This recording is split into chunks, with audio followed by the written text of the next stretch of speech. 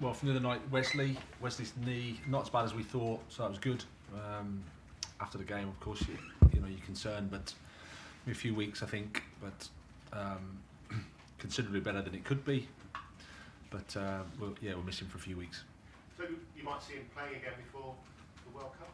Yeah, that's a possibility. Depends on how his rehab goes. Wouldn't want to put too much of a time scale on it, but there's a chance of that, yeah. And Ngomo, any update? He's doing more and more integration with the team.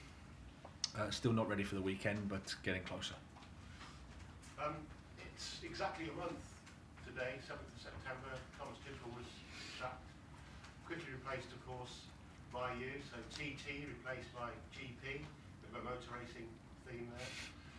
A month on, are Chelsea on track for the top four? Well, we're so I'm just recovering from that, where that was going. Well, I think we've made a little bit of progress in terms of from the first day to now, as you'd expect and hope. A long way to go. I think the thing is we have to just focus on the next match. That's as simple as it is. We've got this incredible amount of games we play, so rather than think too much about what's going to happen at the end of the season, just focus on the next game. Which is Wolves. Yep. Managerless Wolves. That can be a benefit. It can also go against a team. Which one do you think it will be? It's one of those things that I have no idea. My focus is on us, on making sure we're ready to play. They've got a lot of talented players. You can't control the opposition's situation. So you see the games in the Premier League. The margins are so small that they've been in games. They've been, that they've narrowly lost. So we're expecting a tough game. I think historically it's a challenge playing Wolves. So we have to be recovered and ready and positive and looking forward to the match. Potentially a return to the bridge for Diego Costa. He's 34 today, actually. Okay. The threat, of course, he isn't, but he used to be. But do you still have to fear him if he's involved?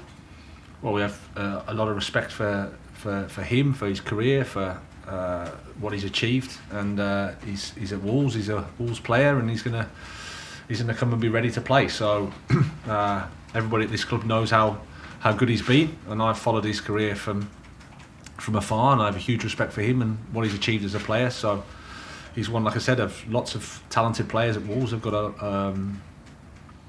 especially in the forward line, a lot of attacking players there that can hurt you. So we have to be ready. Didn't leave in the best way possible, but he did a lot for the club. Do you expect him to get a good reception? Yeah, I'm not sure. I'd hope so. Always, when players have achieved something at the club, you hope that. But that's not for me to decide. Of course, I'm focusing on the team we have and our team, and I thought the support the other night was fantastic. So we're hopefully building on that. Hi Graham, how are you? Good, thank you. You've used two formations already since you took over. Why did you decide to go three at the back on Wednesday, and will that be the formation now moving forward? It's always, you always consider the opponent, always consider the players that we have.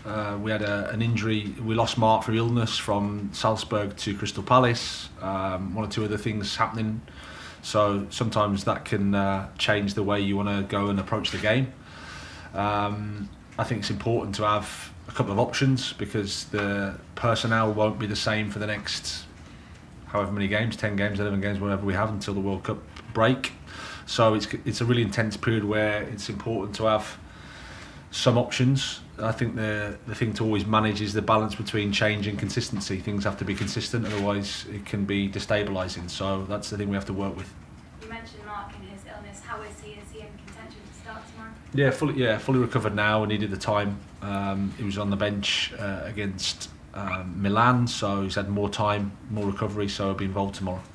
Comparing the Milan performance with the one against Salzburg 3 weeks before, how big a step forward do you think the team has taken? Well, I was thinking before the game that it was quite a surreal situation. It's very rarely that your first game is a Champions League match, and you haven't got that much information in terms of how much you know about the team and about our team. And 3 or 4 weeks on, you just know more about the guy, had more interaction, more opportunities to get to know them better. So I think that was a result of that. But again, it's only a small step. We want to keep moving forward, and I'm so far happy with the progress that the team's made. Just finally, very disappointing obviously to lose Fofana to injury, but how pleased were you with Trevor Chalobah when he came on? Yeah, really pleased. Probably epitomises the group. I think everyone's ready to come in and ready to play and ready to help. Trevor's been really professional, hard working in training. His level's been high, so in that regard, it was probably a reward of that behaviour that he played so well. Thank you. Cheers, thank you. Who's? Graham, how are you? Good. Yourself? Very good, thank you. Goals have been a problem for Wolves this season, which is why I think Ian Bruno Lage got the sack. They weren't playing well, they just weren't scoring. And goals for Chelsea centre forward have been a problem up until it seemed the arrival now of Pierre-Emerick Aubameyang. What have you done to sort of get him scoring goals for Chelsea and get rid of the idea of a curse for the number 9? Well, I don't know whether I've done anything specifically. It's more that we've just been working with the whole group,